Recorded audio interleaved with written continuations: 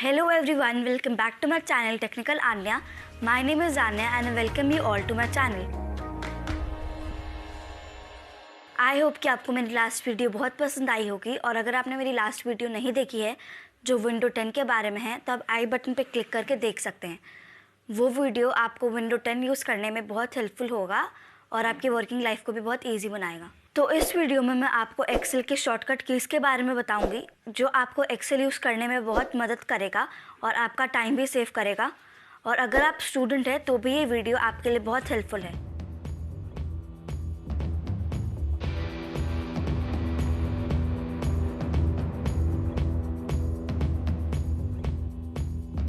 Ctrl+C copy के लिए है, Ctrl+V पेस्ट के लिए है, Ctrl+P प्रिंट के लिए है, Ctrl+H रिप्लेस के लिए है और Ctrl+F फाइंड के लिए है।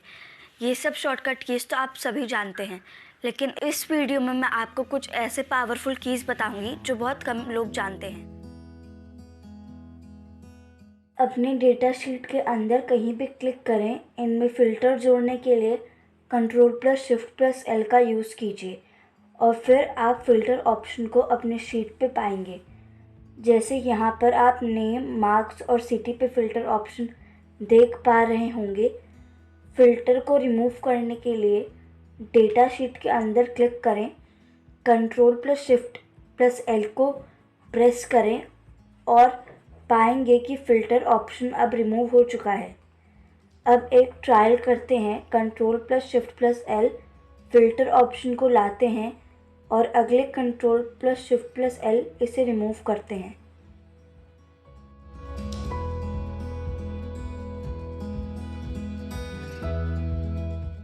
डेटा सेट के अंदर कहीं भी क्लिक करें और Ctrl+T दबाएं। ओके पर क्लिक करें। टेबल डिज़ाइन टैब एक्टिवेट हो जाएगा। आपके पास बहुत सारे टेबल डिज़ाइंस के ऑप्शन होंगे। आप इनमें से कोई भी डिज़ाइन चुन सकते हैं। आप इनमें टोटल का ऑप्शन भी ऐड कर सकते हैं।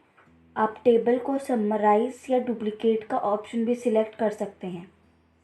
टेबल के और भी कई फ़ायदे हैं जैसे automatic formulas and chart updates etcetera. अब अगर किसी और रीज़न से आप इसे वापस रेंज में कन्वर्ट करना चाहते हैं तो बस कन्वर्ट रेंज पे क्लिक करें।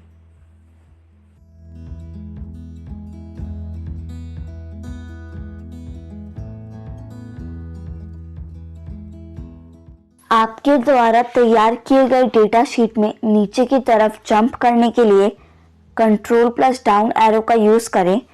राइट साइड की ओर जाने के लिए Ctrl+राइट एरो और लेफ़्ट साइड जाने के लिए Ctrl+लेफ़्ट एरो और फिर वापस ऊपर जाने के लिए Ctrl+अप एरो से जंप करें। ये स्क्रॉल बार का यूज़ करने के कंपैरिजन में बहुत ज़्यादा फास्ट है। अब अगर आप नीचे जंप कर रहे हैं और साथ ही चाहते हैं कि बीच में सब कुछ हाईलाइट या सिलेक्ट हो जाए तो आप Ctrl+Shift+डाउन एरो का यूज़ करें। Ctrl+Shift+राइट एरो का यूज़ करें जब आप राइट साइड सब कुछ हाईलाइट या सिलेक्ट करना चाहते हैं। मैं डेटा शीट के टॉप पर जाने के लिए होम टैब पर भी क्लिक कर सकती हूँ। अगर मैं सभी सेल्स को फॉर्मेट करना चाहती हूँ तो मैं सेल को सिलेक्ट करने के लिए Ctrl+Shift+डाउन एरो का यूज़ करने के बाद Ctrl+1 जो मुझे फॉर्मेट सेल के ऑप्शन में ले जाता है। अब मैं डिसाइड कर सकती हूँ कि यहाँ मुझे कौन सा ऑप्शन यूज़ करना है।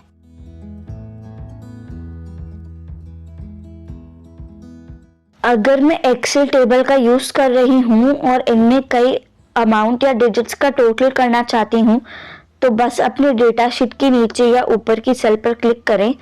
Alt+= का यूज़ करें जो ऑटोमेटिक तरीके से आपके लिए फॉर्मूला का इनपुट करता है और यहाँ आप सेल रेंज को चेंज भी कर सकते हैं जो कॉलम आप चाहते हैं।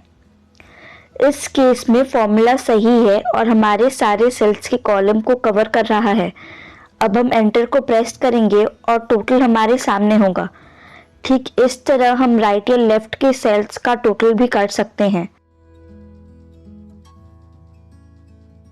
अगर आप अपने फॉर्मूला को कॉपी और पेस्ट करना चाहते हैं जो सेल में Ctrl+C से कॉपी की खींचिए और Ctrl+V से पेस्ट कर सकते हैं, लेकिन आपको ये ऐसे नंबर की रिक्वायरमेंट है जो फॉर्मूला यूज़ करके रिसीव हुआ है और आप इस फॉर्मूला के बिना वैल्यू के रूप में पेस्ट करना चाहते हैं, तो आपको एक शॉर्टकट की ज़रूरत है। तो पहले कॉपी करने के लिए Ctrl+C और फिर Alt+E+S+V को यूज़ करें पेस्ट स्पेशल डायलॉग बॉक्स लाने के लिए। आपको बस अब यहाँ वैल्यू पे क्लिक करके एंटर प्रेस करना है। अब आप देख पाएंगे कि फॉर्मूला के बिना वैल्यू पेस्ट हो गया है। आपको शायद ये याद रखने में मुश्किल होगा, इसलिए आप इसको इस तरह याद रखें, VES एंजॉय समर वेकेशन। ये डेफिनेटली काम करता है।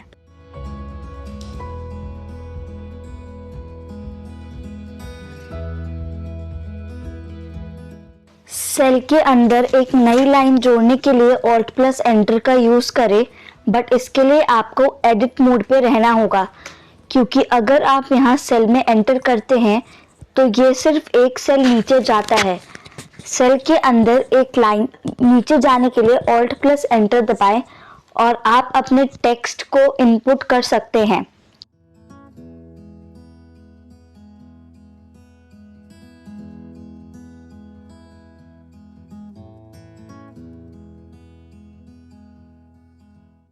अपने डेटा शीट में सभी डेटा को सिलेक्ट करने के लिए अपने डेटा शीट के अंदर कहीं भी क्लिक करें और Ctrl+A दबाएं। एक बार जब आपके डेटा शीट के सभी सेल सिलेक्ट हो जाते हैं तो डिफ़ॉल्ट चार्ट एंटर करने के लिए Alt+F1 का यूज़ करें।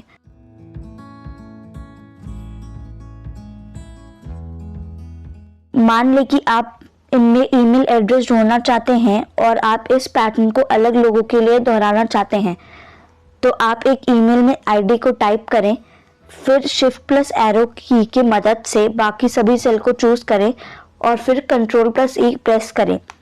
यहाँ मैंने केवल एक ऑप्शन दिया है। अगर आपने इसे सही ढंग से समझ लिया तो आप इसे कई तरह से यूज़ कर सकते हैं।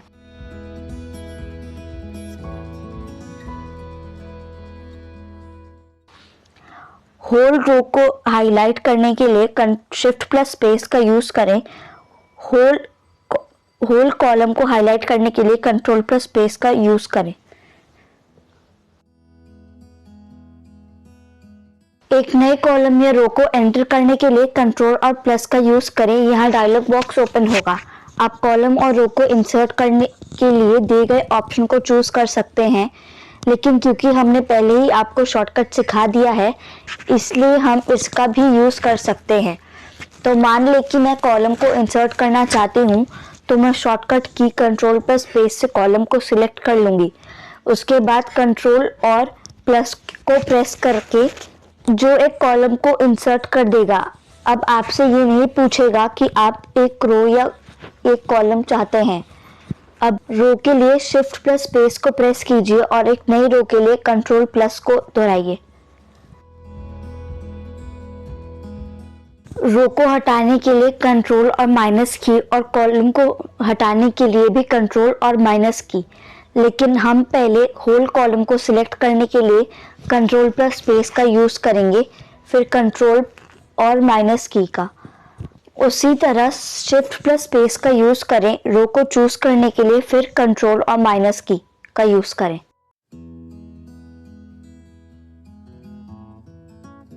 अब अगर मैं किसी रो को खींचती हूँ और इसे नीचे किसी रो पे छोड़ देती हूँ तो ये इसे डेटा को रिप्लेस कर देता है, लेकिन मैं इसे बदलना नहीं चाहती। मैं एक्चुअली इस रो को उन दोनों रो के बीच में रखना चाहती हूँ। इसलिए जब आप इसे खींच रहे होते हैं तो आप शिफ्ट की दबाए रखें और ये इंसर्ट करने के लिए इसे उन दोनों रो के बीच में छोड़ दें।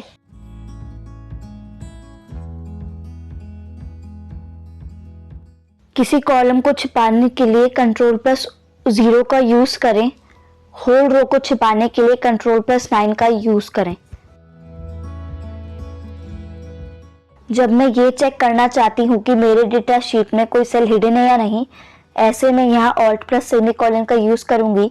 ये केवल दिखाई नहीं देने वाले सेल्स को हाईलाइट करता है और इस तरह मुझे एक हिंट मिलता है कि कुछ रो और कॉलम को हाइड किया गया है।